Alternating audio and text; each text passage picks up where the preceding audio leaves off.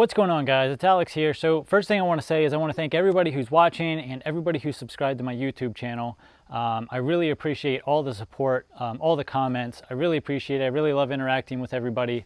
So yeah, just want to say thanks, get that out of the way first. Now on to the video. I wanted to do a video today, or I was originally going to do a video today on this stone right here. This is a $12 stone that I bought from Amazon.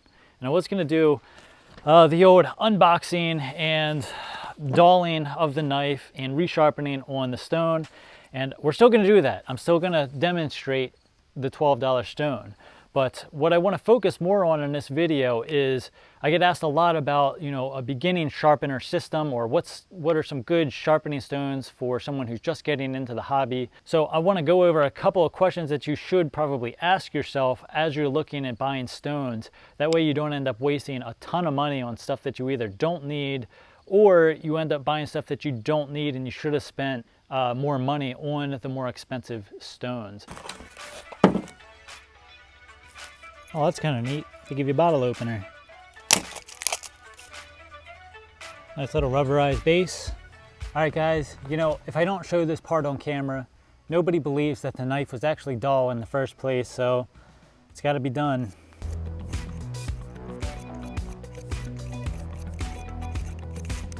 You know, I really hate to do that to a really nice edge. It had a really nice edge on it. All right, I think it's dull now. Let's go see what the old $12 sharpening stone will do. We're gonna start out, or I'm gonna start out on the 400 grit side, and then we'll move to the 800. Okay, guys, so back to good stones for beginners, or good or a good beginner sharpening system. And honestly, it really comes down to what your intended use is going to be. Meaning, you know, you have to look at what type of knife you're going to be sharpening on your stone. You're also going to have to look at, are you only sharpening knives? Do you have plans to sharpen axes as well? A hunting guide in Colorado who's trudging up 14,000 foot mountains all day long is not going to want to take a stone like this. Something along the lines of the Edge Pro stones would be a better option. You're talking ounces there, you're talking pounds here. Also, I don't like sharpening large items, or like axes, heavy items, on stones like this. I'd much rather take something small like the Edge Pro stones and take my stone to the tool rather than the tool to the stone. Are you a chef who's using large 10 or 12 inch long knives? Are you going to want to sharpen them on the small Edge Pro stones? Probably not. You're probably going to want to look at something a little bit larger. Now, expensive stones versus cheap stones, they all work. Unless you put your stone in water and the thing dissolves instantly, you're gonna be able to get a sharp edge. It's more in the user rather than the equipment you're using. There are certain items like straight razors that really do require the more expensive, super fine, high grit stones. You really do not want to shave your face with a 600 grit toothy edge. It's not the most comfortable thing in the world.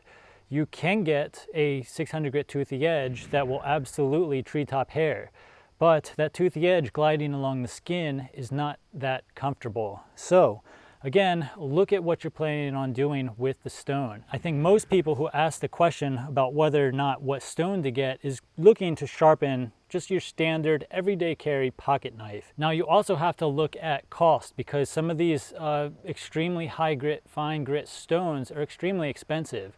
Do you want to spend $200 to $250 on these super high grit stones just to find out that you're not really that into sharpening, and then they go and become a paperweight or get put away in a drawer and never get used? Starting out, it may be better to go the cheap route and buy a $12 stone from Amazon and see how you like it. I would also always recommend to buy a strop along with the stone. Something like the Knives Plus Strop Block is an excellent strop. It lasts a long, long time, and it's fairly cheap. I think you can buy them for anywhere, I think they're like 24 bucks. Okay, so I've actually formed a burr on the 400 grit.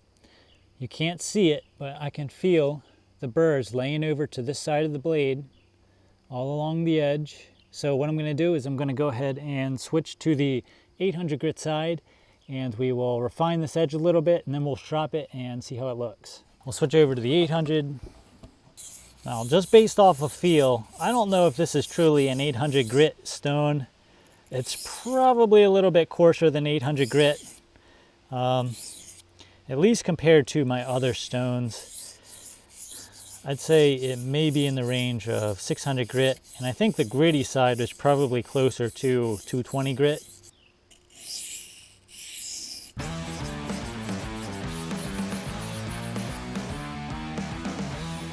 So I'm just using the DIY strop here. I have a video on how to make this. It's just a piece of leather with some kind of unknown compound I bought from Home Depot, and it seems to be doing the job quite nicely. It's really nice having a nice long stropping surface like this, and I'm pretty much just using the same technique as I would stropping any other blade. We're holding it slightly less of an angle. I'm applying, I don't know, light pressure. I wouldn't say it's moderate pressure. This is fairly stiff leather. How much pressure you apply really depends on how stiff or how soft your leather is. If you have a really soft leather, you're going to want to apply lighter pressure than you would if you have a really stiff, hard leather. It's all about figuring out what works with the particular equipment that you have on hand. So basically, using this sharpening stone for $12 on Amazon, if you make a DIY strop like this, if you already have the belt, you already have the 2x3 or something to mount the strop to, you may even already have some contact cement to mount the belt to the 2x3. Only thing you have to buy is the compound. You could be out the door at under 20 bucks for the stone and the strop if you DIY the strop. So I'm going to show you here in a minute how sharp this thing is. It's not an 8,000 grit edge, and you're not going to want to shave your face with it, but I think for 99% of the people who are asking about budget sharpening gear, this will be more than adequate. So we're not even touching the skin here. We're just kind of like moving the knife over the top, and we're essentially pulling hair off without even touching the skin. We're not touching the skin here, and we're essentially just treetopping hair. That's on a $12 stone and a DIY strop, and that took me about 10 minutes to do that. So this is a very toothy, rough edge we got here, but it's certainly capable of being sharp. And I think that 99% of the people who are looking for budget sharpening gear, this will suffice. This type of edge will suffice. So hopefully that answers some of the questions that you've been having onto which stones to buy. Again, it all comes back to what you are using your particular stones for, what type of blade are they for, and what type of edge do you really need or want.